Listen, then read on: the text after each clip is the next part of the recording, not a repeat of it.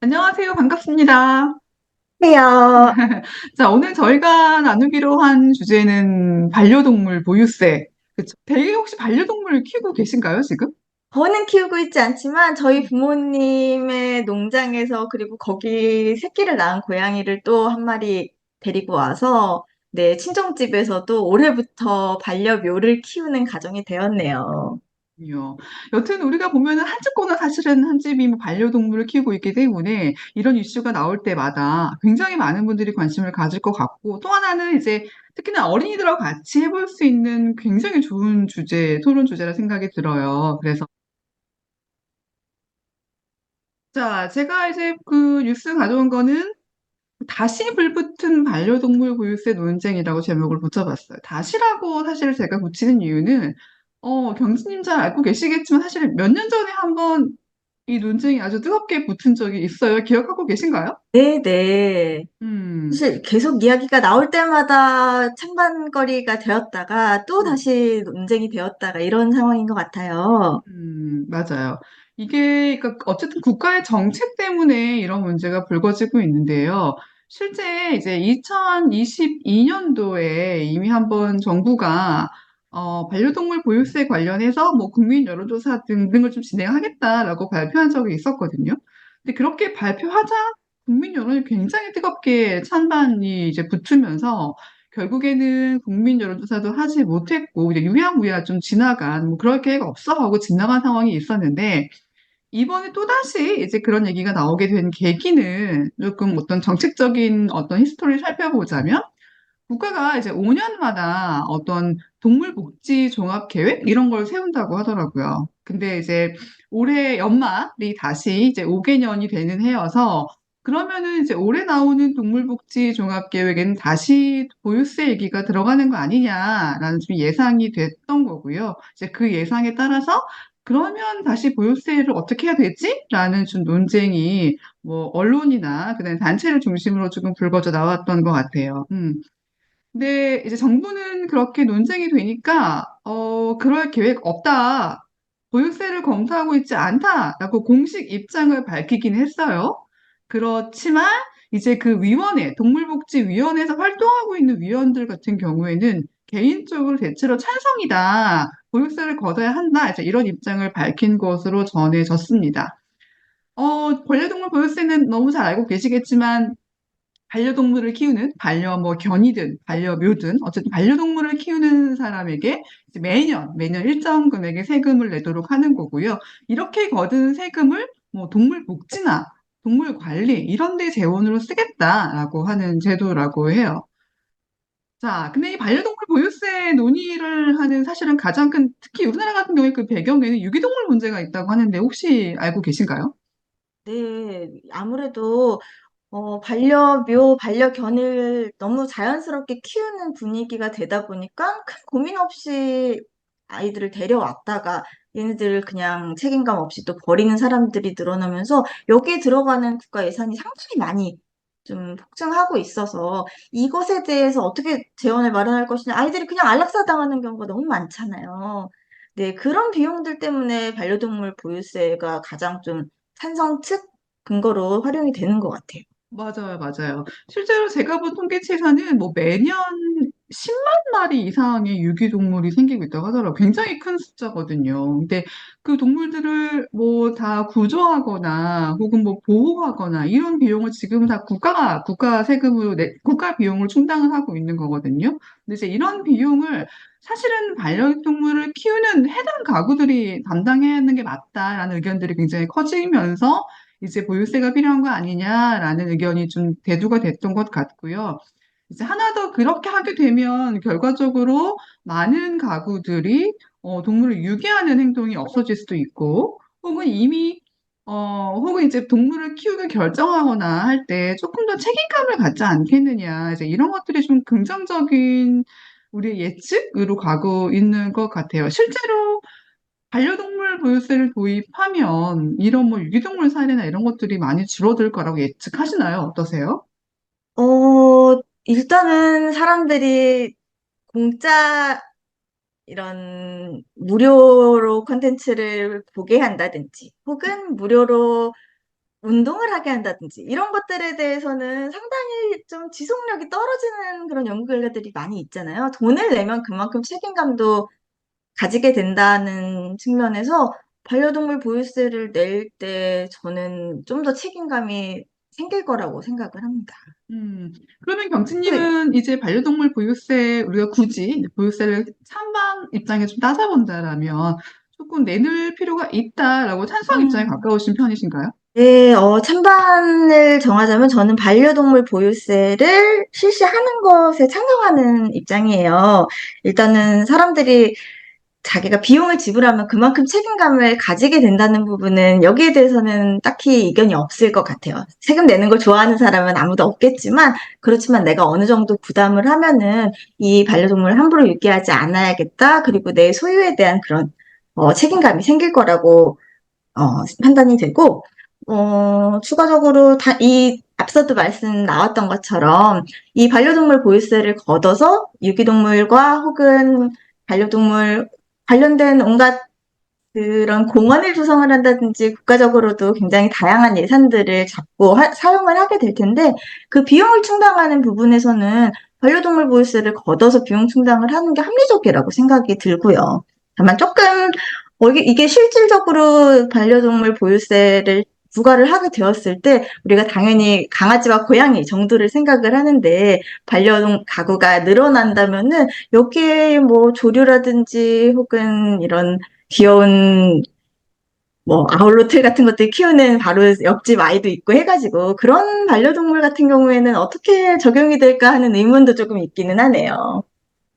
이제 그러네요. 그쵸. 우리가 반려동물은 보통은 반려견, 뭐 반려묘, 이 정도만 생각하는데 이게 진짜 범위가 어디까지 늘어날 것인가에 대한 것도 아직 그 사회적 합의가 되지 않은 부분이라 만약에 보유세를 도입하겠다라고 하면은 조금 논의해야 될 것들이, 세부 사항들이 많겠다. 그 생각이 좀 들긴 하는 것 같아요. 음, 그리고 혹시 지금 보여주시고 있는 자료에서 독일, 스위스, 오스트리아 등 반려동물 문화가 정착된 곳들 이렇게 소개를 해주시고 계신데, 선생님께서 독일에 계셨었잖아요. 네네. 독일에서 반려동물 보유세를 걷어서 이걸 어떻게 활용을 한다든지 혹은 그때 독일의 문화가 어땠다든지 국내와 좀 음, 비교할 수 있는 그런 네. 사례들을 알고 계신지 궁금하네요. 사실 저도 이제 이 문제를 얘기하다 보면 저의 이제 입장이 사실은 묻어나기도 하는데 저도 음. 경진님과 마찬가지로 반려동물 보유세가 어느 정도는 필요해라고 생각하는 입장은 있거든요. 물론 부정적인 요소들도 있겠으나 그게 이제 현실적으로 그 부분을 좀 합리적으로 제거하거나 혹은 뭐 균형감 있게 무한할 수 있는 정책만 생긴다고 한다면 보유세 저는 찬성의 입장이기는 해요. 근데 그 근거나 배경 중에 하나가 바로 제가 독일에서 경험한 것 때문인데, 실제로 독일 사회는, 물론 지금도 우리나라에서 뭐 너무 많은 가구가 반려견과 반려묘를 키우고 있지만, 독일은 제가 처음 그 입국했을 때 정말 깜짝 놀랄 정도로 거리에 개가 너무 많고요. 음. 정말 반려견을 안 키우는 가구가 이상할 정도라고 느껴질 정도였어요. 저희 아파트에서만 해도. 근데 보니까 국가적으로 반려견이나 반려동물, 주로 반려동물을 위한 문화가 너무 잘 돼 있는 거예요. 예를 들면 저희가 자주 가던 아주 큰 베를린에 숲이 있었는데 그 숲 안에 뭐 반려견을 위한 뭐 반려견과 같이 수영할 수 있는 반려견 수영 호수가 있어요. 호수가 있고, 그리고 이제 보통 독일 사회 같은 경우에는 이 동물을 키우는 책임감이 중요하기 때문에 목줄을 반드시 해야 되는데, 그런 반려동물을 풀어놓을 수 있는 숲이 따로 있는 거예요. 이때는 개들이 아, 목줄에 의지하지 않고 마음껏 거기를, 숲을 뛰어다니고, 호수에서 수영을 하고 이런 모습들을 볼 수 있거든요. 제가 그걸 너무 보면서, 정말 상상하기 힘든 그런 풍경이기는 한데, 한편으로는 맞아요. 안전 문제라든지 그 강아지들끼리의 트러블 같은 것들은 어떻게 되는가도 궁금하고요. 그쵸? 그러니까 이 부분도 이제 음, 독일 사회 같은 경우는 제가 알기로 반려견을 키울 때 엄격하게 교육을 하고요. 그러니까 기본적으로 반려견 트레이닝을 하는 시스템이 너무 잘 돼 있어요. 그럼에도 음. 불구하고 일반 도로에서는 목줄을 하게 하는 거고, 대신 이제 이 아이들도 뭔가 동물권이라는 게 있으니까 특정 장소에서만큼은 목줄을 풀어놓고 좀 자유롭게 산책을 하거나 자유롭게 수영할 수 있는 문화를 만들어주고 있는 거예요. 그러니까 지금 말씀드린 대로 독일 사회가 반려견과 반려가족에게 하는 뭔가 어떤 교육의 문제, 혹은 복지의 문제, 이런 것들이 들어가는 비용이 사실은 어마어마할 거 아니에요. 그러니까 이 비용을 다 그럼요. 일반 세금으로 충당하는 것보다는 반려견을 키우는 가구가 담당하는 게 맞다라는 의식을 갖고 있어서 이 독일 같은 경우에 독일 사회가 한 마리의 개를 키우는 경우와 두 마리 이상의 개를 키우는 경우에 세금 요율이 어디가 더 높을 것 같으세요? 너무 재미있는 질문이네요. 이게 누진적으로 이렇게 적용이 되는 것일지, 저는 한 마리를 키울 때 더 높은 세금이 부과되지 않을까 생각해 봐요. 왜냐면 좀 처음 입문하는 음, 애견인, 애묘인으로서의 책임감을 조금 더 주기 위해서? 음. 어떤가요? 그것도 좋은 의견이시긴 한데, 실제로는 독일은 두 마리 이상을 키울 때 더 높은 세금을 부과하고 어머, 누진세를 일종의 누진세를 적용하는 거거든요. 그 이유가 뭐냐면 사회적으로 더 여러 마리의 반려동물을 키우는 가정의 사회적 책임이 더 높아야 된다는 거고 훨씬 더 뭔가 예를 들면 뭐 반려견의 어떤 배설물 문제라든가 이런 것들에 대해 책임감이 크다는 거예요. 그렇기 때문에 더 높은 요율의 세금을 부과하는 게 맞고 또 하나는 적정한 수의 반려동물을 키우는 것을 권장하기 위한 방편이라고도 해요.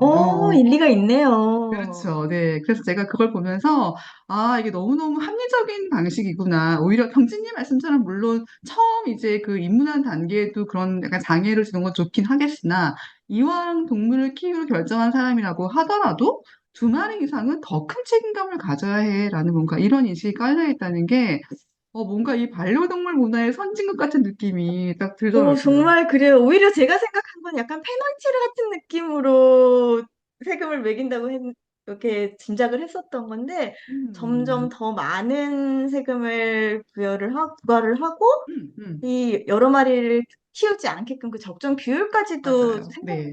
네. 놀랍네요. 물론 그게 이제 메인 목적이 아니긴 하지만, 그러니까 부가적으로는 그런 목적성까지 띄고 있는 거고요. 실제로 두 마리 이상이면 또 국가에서 하고 있는 어떤 아까 말씀드린 뭐 개파크라던가 호수 같은 거 복지를 더 많이 누리고 있기도 하기 때문에 요율을 좀 음, 높이는 그런 현상이 벌어지고 있는 것 같고요. 그러니까 저는 이런 걸 보면서 이제 우리나라도 많은 가정이 반려동물을 키우고 있고, 지금도 어디 카페나 이런 데 가면 반려동물 같이 갈 수 있는 곳 굉장히 많잖아요. 펜션도 많기도 하고. 근데 이런 게 점점 더 확대가 되고 하려면 당연히 국가 예산이 쓰여야 할 거고, 그렇다면 저는 만약에 제가 반려동물을 키우는 입장이라면 내가 반려동물을 같이 누릴 수 있는 게 많아진다.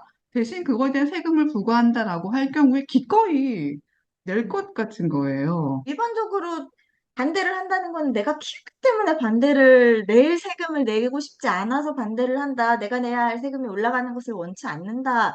그래서 지금 반려동물 키우시는 견주들 혹은 그 묘주라는 말이 좀 어색하지만 그런 분들이 반대를 한다고 생각을 했는데 사실은 반대 입장의 근거가 궁금하기는 해요. 오늘 마침 이야기 나누다 보니 선생님도 그렇고 음. 저도 그렇고 좀 다 양쪽 모두 찬성 쪽에 치우쳐 있는 것 같아서요. 음.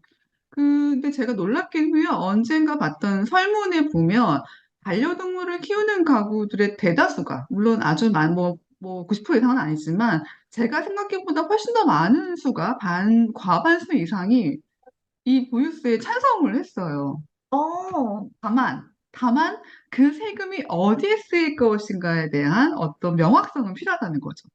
음, 정말로 이거 세금을 걷어가는 만큼 내가 내 반려동물과 누릴 수 있는 복지가 많아질 거냐, 동물권이 훨씬 향상이 될 거냐, 이제 이런 거에 대한 것들이 담보가 된다면 낼 생각이 있다. 뭐 이런 의견도 제가 봐서 그러니까 저만 해도 사실은 반려동물을 키운다면 당연히 이게 엄청나게 큰 부담을 주는 금액이 이제 아닐 수 있으니까 그 정도는 내가 내면서 기꺼이 어떤 국가의 복지를 누리겠다 이런 생각을 할 것 같다 생각을 하긴 했었거든요.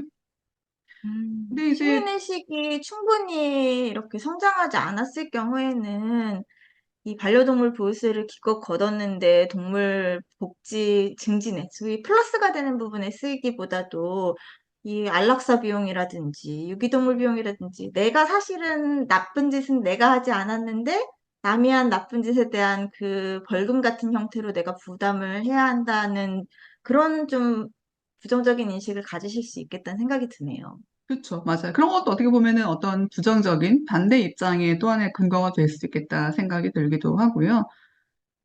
또 반대 입장을 제가 예전에 이제 친구들과 이런 토론을 한 적이 있어요. 이 주제로. 이제 그때 그런 의견들이 나왔던 것 같아요. 이렇게 반려동물 보유세를 도입을 하게 되면 오히려 유기동물이 많아질 거다라는 의견들이 있었어요. 이 자체가 음, 부담이 되는 사람들은 도입을 함과 동시에 동물을 버릴 거라는 거예요. 물론, 그러니까 이거는 지속적이진 않겠으나, 일시적으로 보유세 도입과 함께 굉장히 많은 유기동물이 의도와 아이고, 달리 발생할 수 있다라는 그런 좀 어찌 보면 타당할 수도 있는 그런 의견들도 있었고요. 근데 어쨌든, 이제 아이들 같은 경우에는 이 동물 문제, 특히나 동물의 권리 관련 문제를 되게 관심을 많이 갖고 있기 때문에 결국에는 토론이 진행되면서 이제 반려동물 보유세라는 게 우리가 앞서 계속 얘기해 왔지만 어떤 동물권을 향상하는 문제나 유기동물을 구조하는 이런 데 쓰인다라는 거를 이제 알게 되면 그러니까 그게 목적이야라는 걸 좀 알게 되면 대부분의 친구들은 전 낼 것 같아요 라고 했던 기억이 납니다. 혹시 따님은 어떻게 혹시 따님과 이런 얘기 나눠보신 적 있으신가요? 세금에 대한 이야기까지는 아직 나눠보지는 못했어요. 음, 너무 강아지도 너무 좋아하고 고양이도 너무 좋아해서 키우고 싶다는 말을 어려서부터 너무 많이 했는데 이게 아이에게 아직 네가 그만한 책임감을 가질 나이가 아닌 것 같다라고 해서 계속 말이 나올 때마다 얼만큼 이 아이를 책임지고 혹은 미래 그 반려동물의 죽음까지도 감정적으로 이걸 감당할 수 있는 그런 마음의 준비가 되어 있어야 하는지 그런 얘기를 주로 나눴던 것 같네요. 네, 맞아요. 지금 잘 지적해 주신 게, 그래서 우리가 반려동물 보유세를 가지고 이제 자녀분들과 혹은 뭐 학생들과 얘기를 나눌 때 굉장히 확장된 얘기들이 많이 나올 수 있을 것 같아요. 우리가 지금까지 얘기해왔던 이 보유세 도입 자체가 필요한가? 이제 이런 의견적인 것뿐만이 아니라 진짜 이 예산이 어떻게 사용되어야 하겠는가? 이런 것도 뭐 보유세 관련해서 뿐만 아니라 지금 제기해 주신 것처럼 이 반려동물을 어떤 키우는 보호자의 책임감이라던가 혹은 반려동물을 키우기로 어떤 결심을 할 때 어떤 절차가 필요한 거 아니냐 이런 데까지도 좀 확장해서 아이들과 대화를 나눠보는 것이 어쩌면 이번 주제에 좀 의미가 있는 행동이 아닐까 생각이 들긴 합니다. 나는 반려동물이라는 말이 한편으로는 정말 잘 용어를 잘 바꾼 케이스 중 하나라는 생각이 들어요.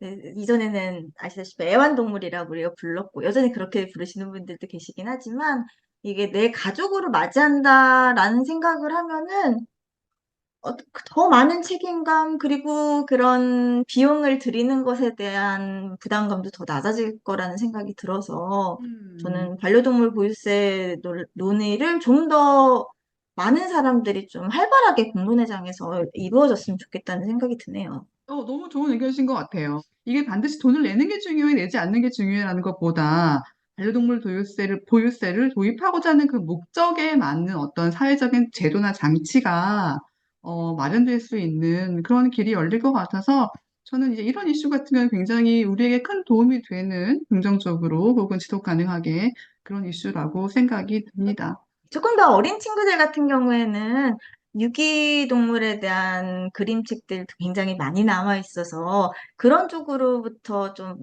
도입을 할 수 있게끔 책을 읽고서 이야기를 나눠보는 것도 좋겠다 싶네요. 좋네요. 너무 좋은 의견인 것 같습니다. 어쨌든 제가 수업을 할 때마다요, 아이들에게 어떤 토론이 제일 재밌어 하면 동물 관련 이슈가 제일 재밌어요. 애들은 너무너무 재밌는 거예요. 그래서 이런 얘기들은 당연히 아이들이 너무 좋아할 이슈이기 때문에 조금 뭐 무겁다고 세금이 나오니까 무겁다고 생각할 수 있지만 또 이 기회를 더불어 우리가 세금에 대한 어떤 배경 지식을 쌓을 수 있는 거기 때문에 그렇게 진행해 보시면 좋을 것 같고요. 토론이 진행이 되고 나면 지난 시간에도 말씀을 드렸지만 항상 정리하는 좀 글쓰기를 통해서 떤 의견이 나왔는지, 나의 의견이 혹시 어떻게 변해왔는지를 조금 기록하는 습관을 들여본다면 훨씬 더 도움이 될 것 같습니다. 혹시 경진님이 제안해 주실 만한 뭐 이제 우리가 반려동물 보유수에 관련한 자기 의견을 쓰는 것도 좋겠고요.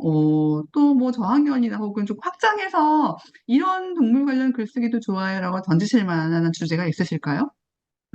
토론을 정리할 때 아이들이 글쓰기나 정리를 하는 것들을 좀 어려워하는 아이들 도입으로써 플러스, 마이너스, 그리고 마지막에 이제 인터레스트 그 중요하게 정리할 만한 부분이 이렇게 세 칸으로만이라도 나의 의견, 내가 찬성이라면 찬성, 혹은 반대라면 반대, 그리고 나와 다른 의견, 그 근거들을 한번 적어보고서, 아, 반대하는 사람들은 이런 문제점들을 우려를 하고 있구나. 그런 쌍방 의견을 좀 비교를 해보고 정리를 하는 그런 간략한 정리, 너무 좀 무거워서 부담스러운 글쓰기가 아니더라도 그런 정리부터 좀 시작을 해보는 것도 좋을 것 같아요.